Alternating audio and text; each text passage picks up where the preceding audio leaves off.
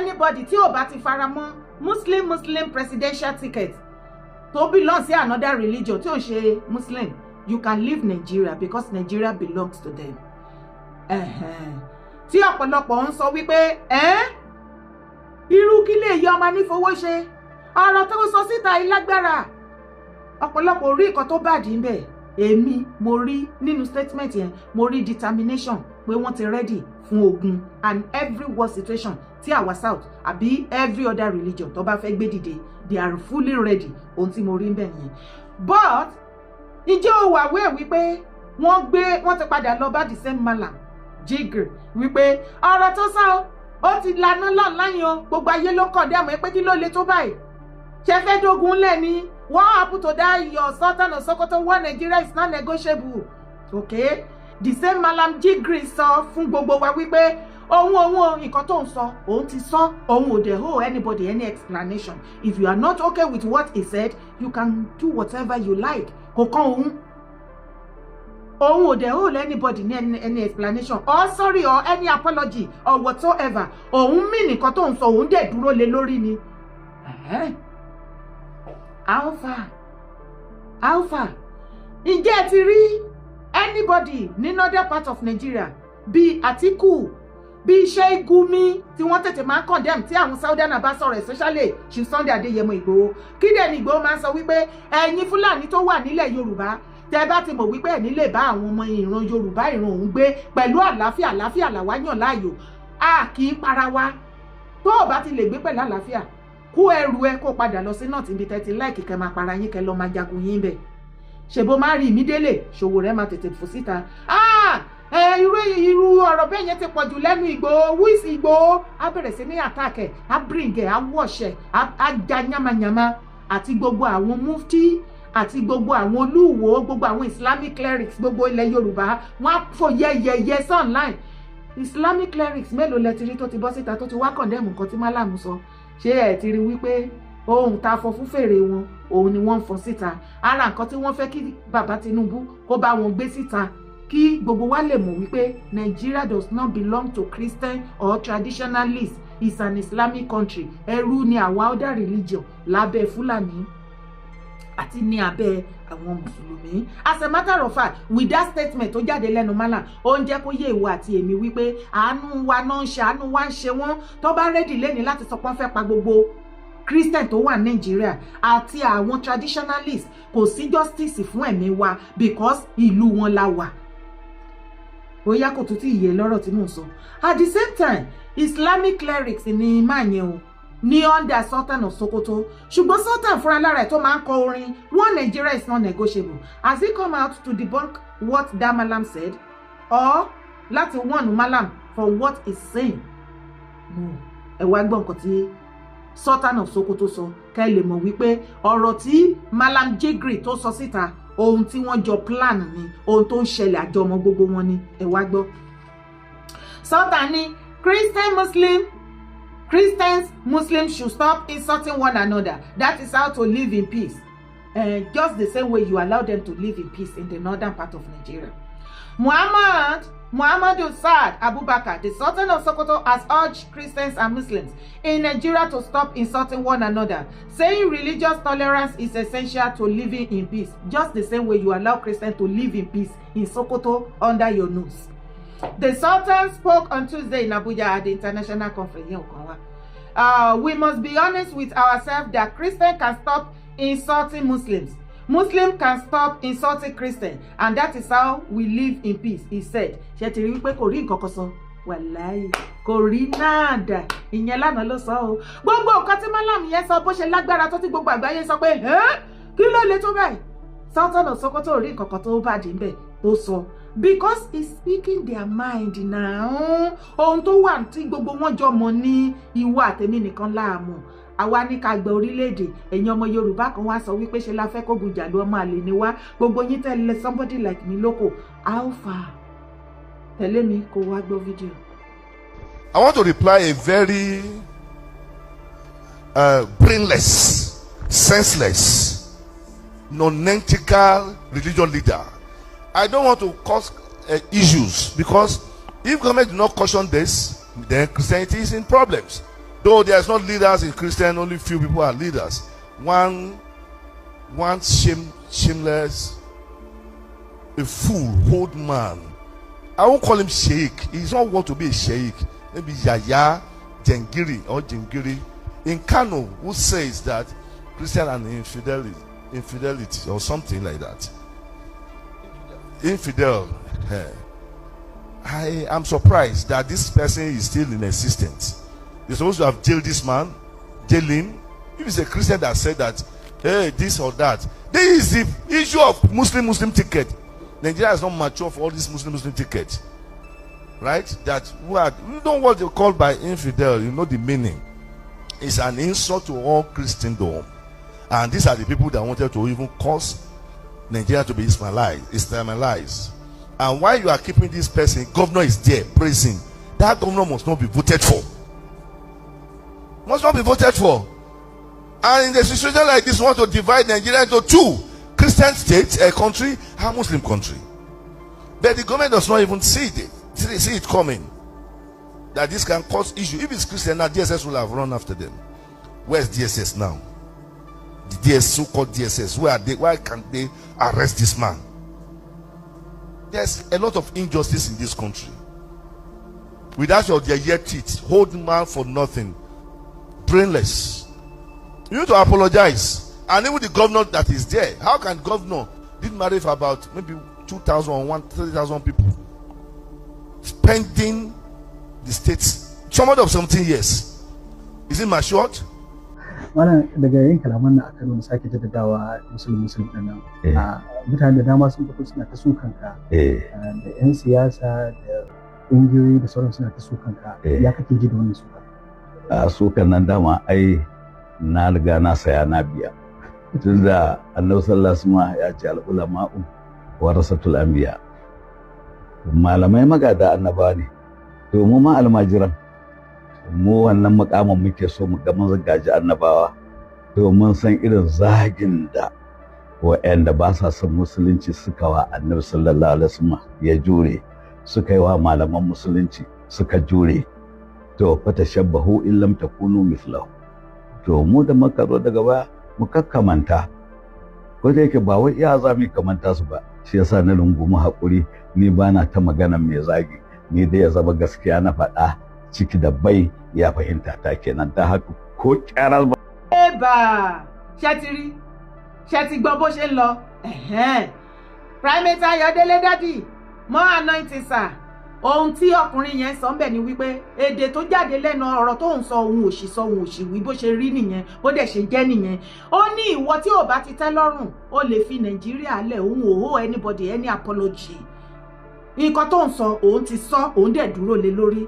Ṣùgbọ́n kí ló dé tí gbogbo àwọn ọ̀pọ̀lọpọ̀ mo rí ọ̀pọ̀lọpọ̀ online tí wọ́n sọ pé ó yẹ kí DSS náà ti lọ gbé. DSS ò mọ̀ náà bẹ̀. All of a sudden Nigeria DSS became deaf and dumb.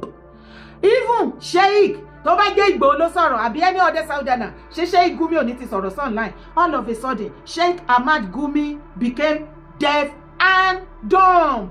Okay? Even the Atiku customer dada, akotileta, akoti country ta, kokoro ajẹnirun, akotileta ọmọ. Even Atiku has become deaf and dumb. Yes, all of a sudden the whole northern part of Nigeria became deaf and dumb. Yes, wọ́n gbọ́ nǹkan tó sọ, ṣùgbọ́n tó bá jẹ́ pé Southerner ló sọ nǹkan tó sọ yẹn, gbogbo wọn á bọ́ síta, wọ́n á máa hóyè ṣe rí wọn bá wí. Ẹjọ́ mélòó nínú àwọn leaders wa, political leaders wa ló ti bọ́ online tó ti grant interview back to back bí àwọn Northern ṣe bó ṣe máa ń ṣe láti jẹ́ kí wọ́n bring this particular malam into book. No now, wọ́n tó ti sá pamọ́. Ṣẹ́mu tó bá jẹ́ Buhari ló wà ń bẹ̀, wọ́n á ní kò ṣe lédè wọn, ó máa gbé wọn, ọmọ wọn ló tún wà ń bẹ̀, wọn ò tó rọ́rọ̀ sọ. Tí bá wá sọ fún yín wípé gbogbo nǹkan ní àgbààgbà ilẹ̀ Yorùbá máa ń ti àbùsí bọ̀, all of a sudden àwọn bá wá wọ́n became deaf and dumb. Wọ́n gbọ́ kankan. Okay, kábíyèsí mélòó ló ti condemn nǹkan tó sọ? No. Okay, jẹ́ tún gbé tẹ̀síwájú. Islamic cleric mélòó nínú gbogbo àwọn tó máa ń preach online pípa tọ́líà mufti wo tàbá wá pè wọ́n ní Gumi, ẹ̀yin ti wọ́ ẹ̀ lẹ́fẹ́ jẹ́ òkun ẹ̀mí mi ẹ̀ lè rí já, ẹ má wọ́rì, ìpè tí yín ti fẹ́ dé tán, tíntìní ló kù, ojú yín máa tó bẹ̀rẹ̀ sí ní bó ní Ọ̀ṣun, especially ní Ìwó. Ẹ lọ máàkì èyí sílẹ̀, very soon ó máa ṣẹlẹ̀. Wọ́n ti múra yín, wọ́n ti parí plan tọ̀dọ̀ títí yín, ẹ má worry. Ǹjẹ́ rí Olúwo kó bọ́ síta kó wá condemn nǹkan tó sọ? Ǹjẹ́ rí Mufti kó bọ́ síta kó wá condemn nǹkan tó sọ? Ṣùgbọ́n tó bá jẹ́ pé Chief Sunday Adéyẹmọ Ìgbòho ló sọ̀rọ̀, ṣé mọ bí gbogbo wọn ṣe máa dà síta? Kò ní rètí láti sọ bẹ́ẹ̀, Sowore dà. I want to use this opportunity to warn many of Southerners that you are still believing that the same Sowore you are working with today is the same Sowore of 20 years ago. Sowore is no more the same. As a matter of fact, Sowore is working with the Fulani Caliphate, the Arewa. Sowore is working with the Northern Caliphate against the Southerner. Yes, Sowore is not for Southerner. I'm not Sowore ò ṣe Yorùbá kò ṣe èèyàn wa. Ó lè máa claim ìjọ àpò èké tó bá ń kó lóun claim kò káyé. Be very careful with Sowore nowadays if you are working with him. Kó má lọ kó sọ́wọ́, mo kàn ní kí n jí sọ fún ẹ. Be very, very careful. I am not sending this message to the Igbo people because they love Sowore. Is one of their savior. You know why? Because they have their own hatred towards Yoruba. Anything that will bring Yoruba down, anything that will tarnish Yoruba image and will bring bad name or every bad thing to Yoruba is where you will see Igbo people jubilating and supporting. So you will see pé gbogbo set àwọn Sowore and co, they hate Yoruba so much. Ìkanra yẹn náà fi mọ́ Ìgbòho. Tí Sowore bá wá gbọ́ gbogbo nǹkan tí Málàmù yìí sọ, yet tí ò rí ọ̀rọ̀ kankan láti wá sọ ńbẹ̀ pẹ̀lú gbogbo ariwo tó wà online tó keep quiet, all of a sudden Sowore became deaf and dumb. Kò gbọ́ nǹkan kan mọ́, wọ́n gé Àṣàkẹ́ létí lọ. Now, back to the matter. Ẹ gbọ́ nǹkan tí mo kà síta tí Sultan sọ. Ó ní ká wà in peace. Ó ní Muslim and Christians should stop insulting one another. That is the only way we can live in peace as a one Nigeria. Ẹ jọ̀ọ́, ẹ bá mi sọ síta fídíò ibi tí àwọn Christian ti bọ́ síta tí wọ́n ti ń gbógun ti àwọn Mùsùlùmí. Ẹ kọ́kọ́ sọ sí ẹ mú fídíò ibi tó jẹ́ wípé àwọn oníṣẹ̀ṣe ni wọ́n kọ́kọ́ ń gbógun ti àwọn Mùsùlùmí tí ò ń ṣe wípé ẹ̀yin Mùsùlùmí lẹ máa ń gbógun ti Christian àti oníṣẹ̀ṣe. Ẹ̀yin lẹ máa pè wá lórúkọ. Ẹ ti sọ wá ní infidel. We Christian in Nigeria, you call us infidel because we are Christian. We choose to practice Christianity. That make us aláìmọ́. Infidel means aláìmọ́. Àwọn oníṣẹ̀ṣe aláìmọ́ náà ni wọ́n pẹ̀lú ẹbọ. Ẹlẹ́bọ ni wọ́n, àwọn nìkan ni wọ́n mọ́. Ẹ wá jẹ́ ká wo ìwà àwọn Christian àti oníṣẹ̀ṣe compare to ìwà tó wà lọ́wọ́ àwọn Mùsùlùmí wọ̀nyí tá à ń rí online. Ta ni ẹni ègbé? Gbogbo àwọn Islamic cleric pípapípa èwo lẹ́rí tó wá debunk kan tí Malam sọ because àjọmọ̀ gbogbo wọn ni ohun tí wọ́n sọ sínú wọn nìyẹn, and that is why tó ṣe rí irú Mufti Ìwó tó múra kankan wípé every part of ilẹ̀ Yorùbá wọ́n máa ní láti máa practice Sharia because Sultan ti jẹ́ kó yé wọn wípé Nigeria is an Islamic country and they have power over every other religion. Òun ló ṣe jẹ́ wípé any other religion tó bá ti practice other religion either Christian or Ìṣẹ̀ṣe tó bá ti sọ̀rọ̀ nípa right here abo condemn wípé kó má wá pa ẹ́ or any other thing wọ́n wá jí ẹgbẹ́ wọ́n gbógun tì ẹ́ wọ́n ṣe oríṣiríṣi wọ́n gbé ẹ lọ kọ́ọ̀tì wọ́n ṣe many things fún ẹ kò dẹ̀ sẹ́nibọ̀dì tó máa wá dìde to rescue you because wọ́n mọ nǹkan tí àwa ò mọ̀ àṣírí ló ń tú ṣe ti rí wípé we are no more in Nigeria, we have become a stranger in our own land. Níbi tí ọ̀rọ̀ dé dúró nísìn Sultan àti gbogbo wọn pẹ̀lú mẹ́sẹ̀jì ó ti jẹ́ ká mọ̀ wípé àwọn Fúlàní are the owner of Nigeria. Àlejò tó wá bá wa lórí ilẹ̀ bàbá wa lórílẹ̀‐èdè wa wọ́n ti padà wá gba ilé mọ́ wa lọ́wọ́, and very soon when they are ready láti take over pátápátá we are now going to become a stranger under them. Àwọn ti wá donílé, àwa ti wá dàlejò.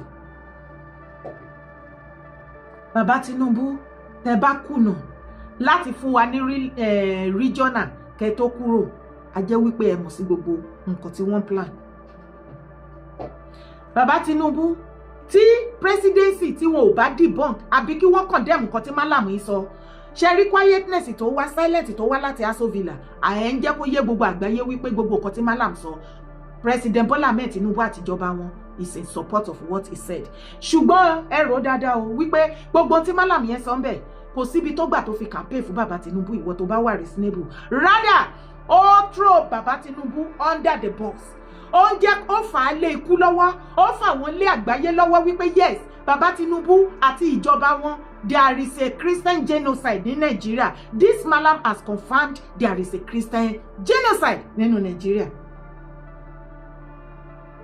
If Baba Tinubu and his government failed to do what? To debunk or condemn this, then gbogbo wa believe wípé àjọmọ̀ gbogbo yín ni kò jù bẹ́ẹ̀ lọ. Ó ti mọ̀ pé ibẹ̀ ni kọ́kọ́ là ń lọ, tẹ̀lé mi kó tó wá wo fídíò. Má ṣe ìyá wa tí ó sọ̀rọ̀ lọ sí ẹ má ṣe ìkó àti fiṣẹ́ ńlá kan ilé Ààrẹ Ọ̀nà Kakanfò lọ́wọ́ pé kí wọ́n jọ wọ́n sì torí Ọlọ́run gbogbo àwọn ọmọ wọn pátá tí bá ń bínú wọn bá bẹ̀rù sí wọn lọ́kàn. Then àwa ń fi àsìkò ìran Comrade Akínọlá George sí bàbá wa Bánjí Akíntóyè kọ́ pé Sunday Igboho kọ́ sọ fún wípé gbogbo àwọn bloggers tó sọ̀rọ̀ àǹdí ẹ̀ kọ́ ceasefire. Àbẹ̀gbọ́ kàkàkàkà ní gbogbo ayé ìlú ẹjọ́ lọ́lọ́ ṣé ẹ̀rẹ́ bá wa ṣiṣẹ́ ẹ wo ọba kọ́ ló fún wa lélẹ̀ o. Confirm. Ọba kọ́ ló fún wa lélẹ̀ o. Ajé. Ààrẹ new machine. Bẹ́ẹ̀ni. Latest machine. Another one is coming. Kò kí ń ṣe ọba o. Kò kí ń ṣe ọba ló fún wa o. Yes, this is a jalalon. Kò kí ń ṣe àwọn ọba ló fún wa o. Yes, this one is a jalalon. Latest, another one is coming. No be ọba give us the open. No be ọba o. No be ọba give us the open. Ọba kọ́ ló mélé wa o. Kò kí ń ṣe ọba o. Lọ tọrọ o. Ilé ò kí ń ṣe tọba o.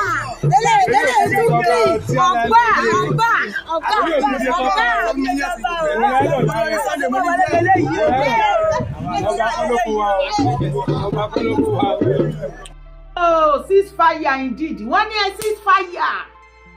Gbogbo media online wọ́n ní ká ceasefire. Wọ́n ní Iṣi Sunday Adéyẹmọ Ìgbòho ṣá ìrù ẹkùn ìrù ẹkùn ìrù ẹkùn. Wọ́n ní ká ẹ̀bẹ̀ wá ká ẹ bá wa sọ̀rọ̀ wípé ká ceasefire. Wọ́n dẹ̀ tún sọ fún ààrẹ Gani bọ́n yẹn jókòó síbẹ̀ wípé kí Abdulganiyu Ige Adams kó sọ fún àwọn boys OPC wípé kó ceasefire kí peace wà. Ṣùgbọ́n tẹ́ bá tẹ̀síwájú nínú fídíò peace wọn yẹn tán ceasefire. Wàá rí wípé àwọn ọmọ Abdulganiyu Ige Adams wàá rí wípé wọ́n ceasefire nínú fídíò yẹn àbí? Ṣé bọ́ ti ń ceasefire nìyẹn? Ti rí nǹkan kan láwa. Ẹ̀yin àgbààgbà tẹ́ ń dìde tẹ́ lọ ń bá Gani Adams wípé ẹ fẹ́ parí ìjà ẹ̀yin lẹ̀ ń pọ́nlé. Gani ò lápọ́nlé lára, aṣọ àpọ́nlé ẹ̀ ti fàya, ìgbéraga ti bá tiẹ̀ jẹ́. Gani ò lè ceasefire torí kò relevant mọ́. Tẹ́ bá ti ní kí Gani sọ fáwọn OPC ẹ̀kan ceasefire ẹ ti Gani mọ́lé. Gani ti wà isolated forever nìyẹn. Ṣé ẹ rí wípé nǹkan méjì péré ni Gani fi wà relevant nínú Nàìjíríà àti lórí social media ni festival àti ìyèpè àti èébú ìjà tó ní káwọn boys òun OPC kan máa ṣe online. Tí àwọn boys ẹ bá ti ceasefire ní gbúrò wọn mọ́ torí kò sí nǹkan tán wúlò fún mọ́, kò sí nǹkan míì tán ṣe. Tẹ́ bá dẹ̀ sọ wípé kí wọ́n ceasefire kí ló tún kù tí Gani tó tún fẹ́ gbórúkọ Gani lẹ́yìn ká dẹ̀ máa rí ní ọdún olókùúta, ọdún ìyẹ̀pẹ̀, ọdún igi, festival ayan, festival ọ̀pọ̀lọ́. Ààrẹ of festival òun ló kù tó jẹ ààrẹ. Kí ló tún kù tó jẹ náà? Ẹjọ́ wẹ́wẹ́. Kò sí nǹkan kan tí Gani wà relevant fún. Òkè tó bá ní mo parọ́ jọ nítorí Ọlọ́run láti bí ọdún mélòó ibo ló ti rí tó ti ń plan nípa nǹkan ìtẹ̀síwájú ilẹ̀ Yorùbá tó ń invite Gani torí Gani bẹ́ẹ̀. Mo dẹ̀ sọ fún o, mo náà ti yọ uncertain, wọ́n ti túṣẹ́ pẹ́ mọ́ lọ́wọ́. Òun nìkan ló dá wà bó ṣe wà yẹn. Ó dẹ̀ máa ń rò wípé mo máa ń bò òun ni. Ṣùgbọ́n gbogbo nǹkan tí máa ń sọ fún ẹ èwo ni ò rí bẹ́ẹ̀ nísìn. Ó sí lára wa, wọ́n ti gbé nǹkan gbẹ̀yìn ẹ because lẹ́kùn ti mú ẹ lọ́wọ́. Àwọn àṣírí ẹ ti tú sí gbogbo ilẹ̀ Yorùbá. Ọ̀tá ilẹ̀ Yorùbá ló ń bá ṣe. Wọn ò lè kẹ́mi ìwálé ẹ lọ́wọ́. Alábọ̀dé ni ẹ. Tó o bá ti rówó kò sí nǹkan tó kàn ẹ́. now ọ̀pọ̀lọpọ̀ nǹkan tí òye yín tí mo máa ń pàkíyèsí yín sí tẹ máa rò pé mò ń parọ́ ṣé rí gbogbo nǹkan tí Ìgbòho bá ti sọ tí àwọn northern máa ń bọ́ síta tó máa wá condemn Ìgbòho tó máa ń wọ̀n ẹ̀ Gani ló wà behind ẹ̀ kò sí ẹlòmíì torí gbogbo àwọn Gumi àǹkó gbogbo wọn ló ń bá ṣọ̀rẹ́ customer dáadáa Àtíkù ni gbogbo wọn pátápátá ló ń bá ṣọ̀rẹ́. As a matter of fact, Gani Adams is more loyal to the northerner than the Yorùbá. Ẹ wá fẹ́ Kẹ́mi Wálé lọ́wọ́ kó lè gbowó agbowó lọ́wọ́ yín á tún lọ Kẹ́mi Wálé wọn lọ́wọ́. Ṣé ẹ mọ irú plan tó ti jọ níní? Ṣé ẹ mọ irú agreement tó ti wà láàrin Gani àtàwọn northerner ni? Ajá kì í rorò kó ṣojúlé méjì ó lè ní plan pẹ̀lú wọn kó máa bá wọn ṣe kó tún wá sọ pé kán gbé ẹ̀mí ilẹ̀ Yorùbá gbogbo ilẹ̀ ọmọ Yorùbá ọmọ kóòtù àjíire kán gbélé ẹ lọ́wọ́ kó jọ ọ́ Gani. Tẹ́ bá tún wá tẹ̀síwájú ẹ rí wípé àwọn ọmọ ẹ̀ ṣe wá rí nǹkan kan wà o anything tẹ́ bá rí àwọn ọmọ OPC Gani tó bá bọ́ síta tán bá ṣe àbí tán wù níwà àbí tán sọ síta bí Gani ṣe sọ wípé kí wọ́n ṣe nìyẹn má sọ wípé Gani ò mọ̀ kankan pa tí tọdọ́ tèmi ní kó fi bẹ̀rẹ̀.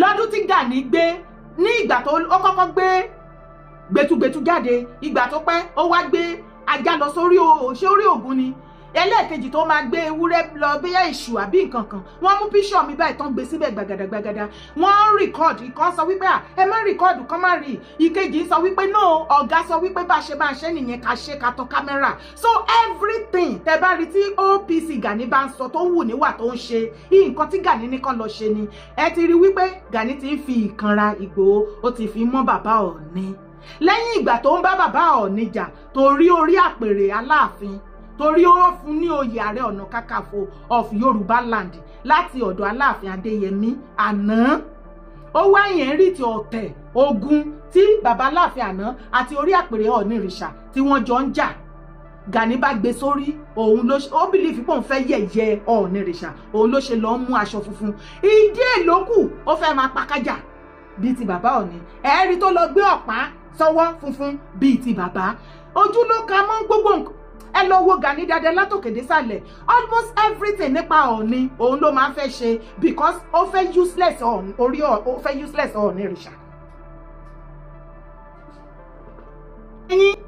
ó fẹ́ yẹ̀yẹ́ orí àpèrè Ọ̀nìrìṣà tí Ọọ̀ni fúnra lára wọn fún orí àpèrè bàbá Aláàfin ọlọ́tẹ̀ ní Gani ṣèbẹ́yìn náà rí nǹkan tó ń sọ tí àwọn tó ní káwọn boys ń lọ ṣe pẹ̀lẹ́jàre gọ́vnà Mákindé torí ìròyìn tẹ̀mí létí pé gọ́vnà Mákindé ló gbé ìlọ́ọ̀sì fún Gani ṣèbẹ́ ń gbọ́ bọ́n ṣe ń ta sí bàbá Ọọ̀ni ọba kọ́ ló gbé fún wọn o Ìgbòho àwọn ò lọ tọrọ lọ́wọ́ ọba ó bẹ́tà kí Ìgbòho tọrọ ṣé kò wá bẹ́tà kọ́mọkùnrin yẹn tọrọ ni ó bẹ́tà ó sàn ju títọ̀dọ̀ ti yìn tí Ìgbòho bá tọrọ olóríire ọmọ ni ó gbà fún ilẹ̀ Yorùbá ó gbà fún bàbá ẹ̀ kò ṣe báyìí kò sọ pé òun lówó ju anybody òun ní kankan òun máa sọ pé òun ò ní kankan bá àwọn parents ò fi kankan lẹ̀ àbí kò yẹ yín báyìí ẹ ti rí wípé ikú Ìgbòho lẹ máa kú Gani ò lè gbọ́ràn ẹ̀yìn àgbààgbà tẹ lọ ń bá Gani pé kí kán parí ìjà Gani ò lè stop Gani ò lè gbà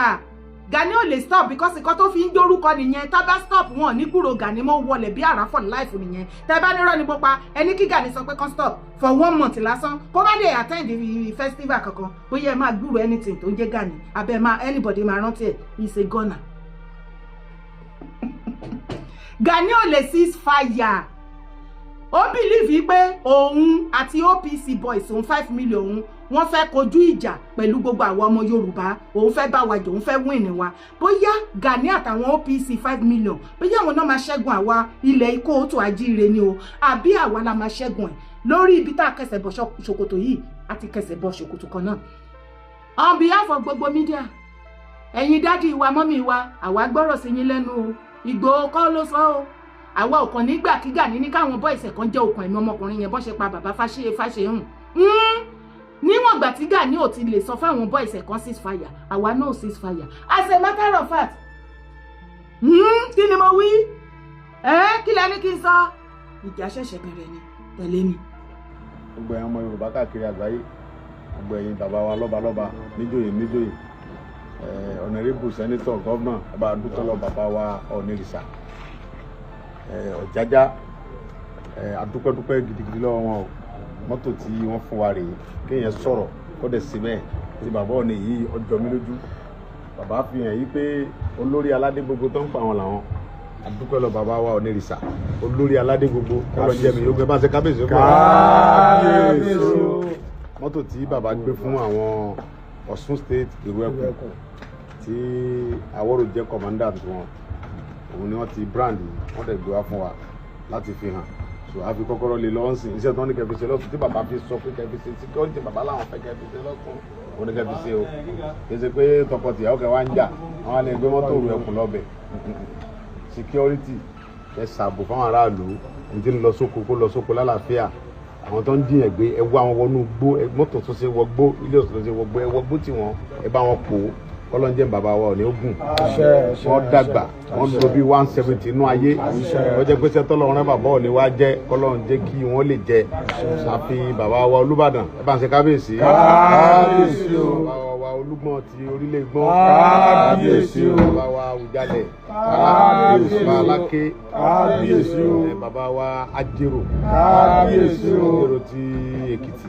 kábíyèsí Olúkòtì ti ìlú Èkìtì kábíyèsí Oníkòyí kábíyèsí Òsímọ̀wé gbogbo ọba pátápátá bàbá wa Ọlọ́wọ̀ àfi gbogbo ọba pátápátá orílẹ̀ kẹta kábíyèsí gbogbo ọba tí ń bẹ nílẹ̀ Yorùbá bàbá wa Aláàfin of Ọ̀yọ́ àwọn dúpẹ́ lọ bàbá wa Onírìṣà Ọlọ́run jẹ́ mi bàbá ò ní ogun dáadáa Ọlọ́run jẹ́ kí wọ́n pẹ́ fún wa bàbá sí bẹ́bẹ́ o yàtọ̀ fún chẹ́ẹ̀kì owó bí 100 million bàbá tó wá gbé mọ́tò lẹ̀ Ọlọ́run ní pa bàbá wọ̀ ní rẹ̀ Ọlọ́run ní pa wọn rẹ̀ adúpẹ́ o gbogbo ọmọ Yorùbá ń dúpẹ́ lọ́wọ́ yín o òun tẹ̀ nítorí ẹ̀ sí òní bàjẹ́ ẹni wájú Ọlọ́run ti ṣe bàbá òní Ọlọ́run ní dá yín padà sẹ́yìn àwọn yóò ní wọ́ọ̀kù láéláé adúpẹ́ o Àwòrò òní dààmú o lọ́mọ pọ̀ sí ni o ṣe dáadáa lọ́sùn o ṣe dáadáa o. ẹ rí i pé ọmọ ọkọ yàtọ̀ sọ́mọ àlè ṣe rí i pé ọmọ ọkọ yàtọ̀ sí ọmọ àlè Bíbélì gan sọ ó ní nípa ìwà wọn la ó fi mọ̀ wọ́n by their fruit ye shall know them. ẹ wo ọmọ ẹ wo ọ̀rọ̀ ẹ wo bó ti pọ́n gbogbo ọba ilẹ̀ kó o tó àjíire Yorùbá lẹ́ ọmọ tó fi ń tọrọ ọmọ ní Ìgbòho ọmọ rẹ̀ ọmọ alágbàdo òde ọmọ atapẹ́tẹ́ wọnú omi wọ́n sì máa kí bàbá rẹ̀ Ìgbóògùn Ìgbóòṣà ọmọ ṣógun o ọmọ ṣógun ọmọ abẹ́rẹ́ mẹ́ta òde ayé ó gún wọn lọ́pọlọ gún wọn lójú gún wọn nímú gún wọn lẹ́nu gún wọn létí bá mi gún wọn lọ́fun gún gbogbo ọ̀tá ẹ̀ pa ikú Ìgbòho ni gbogbo yín máa kú Gani tó o bá jáwọ́ lórí ọ̀rọ̀ Ìgbòho wàá jásẹ̀ o aláwàlá ẹ̀ tó o bá jáwọ́ lórí ọ̀rọ̀ Ìgbòho wàá jásẹ̀ ó lè ti pé tó ti máa gbógun ti gbogbo àwọn ọmọ Yorùbá tó níwọ̀n ní gbérí àìmọye tó ta bíóbíó tó kọ́mọ́lẹ̀ tó jẹ́ kó gbérí dèní lẹ́ni àìmọye ẹ̀mí ọmọ Yorùbá tó ẹ̀jẹ̀ ń béèrè fún ẹ̀san níwájú ẹ̀ ó rí ni ilẹ̀ Yorùbá ló ń fìyẹ́ làkàlàkà onílẹ̀ ló ń fìyà jẹ ẹ́ torí ó ń pera ẹ ní nǹkan tó jẹ́ ó ti gbéra ẹ síbi tí onílẹ̀ ò gbé ẹ sí ó wá ti ń fi gágbága pé ó ti ń rí rẹ bí onílẹ̀ òun gan ló jẹ́ kó onílẹ̀ máa yẹ̀yẹ́ onílẹ̀ ló bá ṣe yìí lára ẹ̀ onílẹ̀ ló sí ọkàn ẹ lẹ wò ó àṣẹ Fáráò lọ́kàn lé nítorí kí ògo Ọlọ́run kó ba lè dì yíyàn fáyé rí kí ayé kó lè gbókìkí iṣẹ́ rere tí Olúwa wá ṣe nínú ayé wípé òun nìkan lọ́ba torí náà sí ẹ lọ́kàn lé ní pé ẹ̀mí agídí tí wọ́n rán sí inú ayé ẹ tó jókòó sí inú ẹ tó yọ adé tó mú ìrùkẹ̀rẹ̀ dání tó jókòó tó kún pálásì nínú ọkàn àyà ẹ àfi tó bá rán ẹ sí inú sàárè ló tó máa kúrò nínú àgọ́ ara ẹ kò sí ẹni tó máa dìde láyé tó máa bá ẹ sọ̀rọ̀ tó máa gbọ́ torí wípé láyéláyé ó ní láti di ṣíṣe ni bẹ́ẹ̀ ni ọ̀bọ ẹ ní láti para ẹ ní Ganiyu Ige Adams ọ̀bọ ẹ ní láti para ẹ ní gbogbo ipò tó ń dìmú lónìí nílẹ̀ Yorùbá tó fi ń yangàn wípé ó lójú ẹni tó dé èjì yẹn tó fi àṣìfù nǹkan tó àṣìfù ìwọ kọ́ ló mọ̀ ṣe débẹ̀ àwọn kan àṣírí ni àwọn kan ni wọ́n ṣe fún ẹ ní ọdún náà ìbàjẹ́ wípé wọ́n mọ irú èèyàn tó jẹ́ títí di èní wọn sọ fún ẹ àwọn kan ni wọ́n fi ẹsẹ̀ wọn kúnlẹ̀ lórí eékún tí wọ́n tọrọ ohun tí o ò lẹ́tọ̀ọ́ fún tí wọ́n tọrọ ẹ̀ fún ẹ nínú ayé wọ́n wá gbélé ẹ lọ́wọ́ tán ó wá padà ó ti fẹ́ yíyan ó ti fi gé wọn náà jẹ o lára wọn ti jọ́nà ní pé lára wọn sì wà láyé wọ́n sì fọwọ́ lẹ́ran wọn wò ẹ̀ ṣùgbọ́n ní àsìkò tá a wà yìí igbó ò gbógun tiẹ̀ mídíà ò gbógun tiẹ̀ ọba ò gbógun tiẹ̀ ọmọ Yorùbá ò gbógun tiẹ̀ kóòtù ajíire ò gbógun tiẹ̀ onílẹ̀ ló ń nà ẹ́ lẹ́gbàá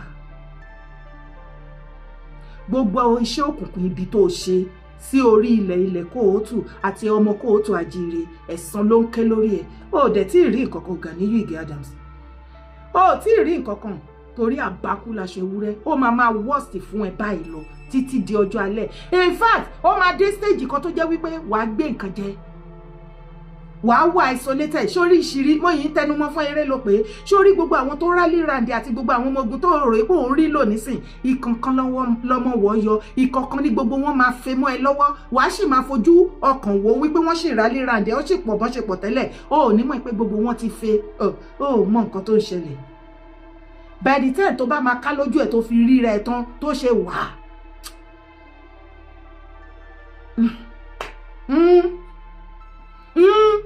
jẹ́ ń wá sọ paríparí ẹ̀ fún ẹ Gani Ige Adams sórí Ìgbòho òun gan lọmọ ikú òpa ọmọ àrùn òṣè ẹni tí Ọlọ́run bá ń fẹ́ lọmọ ènìyàn fẹ́ ìwọ náà ti rí wípé ọ̀run ń fẹ́ òun ló jẹ́ káyé máa fẹ́ that means ọ̀run dúró tì lẹ́yìn òun ló jẹ́ káyé dúró tì í ìgbà tí ọ̀run tán bẹ̀bẹ̀ fún ìwọ náà tí ọ̀run gbà fún ọ ayé gbà fún ọ ìwọ náà rí traces ẹ̀ nítorí ọ̀run ti kẹ̀yìn sí ẹ wọ́n ti kúrò lẹ́yìn ẹ̀ ayé náà ti kúrò lẹ́yìn ẹ̀ àwa mọ̀ wípé oṣó ni ẹ́ ó dẹ̀ a mọ̀ wípé oṣó ló máa ń dájú jù nínú ẹgbẹ́ àbẹ́yìn kọ́ lalábẹ́ ni kò sí nǹkan tó yẹ ká mọ̀ nípa ìtaàmù ṣùgbọ́n èyí tó wà lọ́wọ́ ẹ̀ ara ẹ̀ ló máa fi ṣe kò tún sẹ́lòmíì tó máa fi ṣe gbogbo ọmọ kóòtù ajíire ẹ ṣọ́ra yín lára Gani ti gba náà Gani ti wà frustrated ṣọ́ ara ìwọ tó yìí ń bá ṣe kó má lọ fìkanra mú ẹ mo ti gbọ́ anyway ẹ̀yin èèyàn mi ẹ̀yin àgbààgbà wọ́n ní àwọn àgbààgbà ní gbogbo wákà ceasefire kí má speak on your behalf àbí mo ti speak on your behalf ṣùgbọ́n ẹni ọ̀rọ̀ fẹ́ láti sọ níbi comment section wọ́n ní kẹ́ ceasefire nínú fídíò tó wá rí táwọn ọmọ Gani ṣe ká ceasefire àbí bó ni àbí kó máa lo bẹ́ẹ̀ bàbá wa onírìṣà ẹ ṣé gan ni ẹ kú àdúró ti wá o ọmọ Adéyẹmọ ní ká dúpẹ́ lọ́wọ́ yín Chief Sunday Igboho ìlú ẹkùn wọ́n ní ká dúpẹ́ lọ́wọ́ gbogbo ọba aládé ilẹ̀ Yorùbá bàbá láàfin gbogbo yín aláké ọlọ́wọ́ ọ̀fọ̀wọ̀ gbogbo ṣe máa wé ẹlẹ́kọ̀ọ́lẹ́ ọ̀báláyé aṣọ gbogbo yín wọ́n ní ká dúpẹ́ lọ́wọ́ yín pé àwọn gbà fún yín o ní bàbá a sì mọ̀ wípé gbogbo yín lẹ gbà fún ọmọ yín wípé ọmọ ẹ ti dà á mọ́mọ́ tán tó bá wá rí bẹ́ẹ̀ ilẹ̀ kóòtù ajíire ilẹ̀ Yorùbá ò ní bàjẹ́ o ó bọ̀ jẹ́ tí greatest kóòtù ajíire là greater má gbàgbé láti bá mi subscribe support my brand drop your comment ire o kàbètè.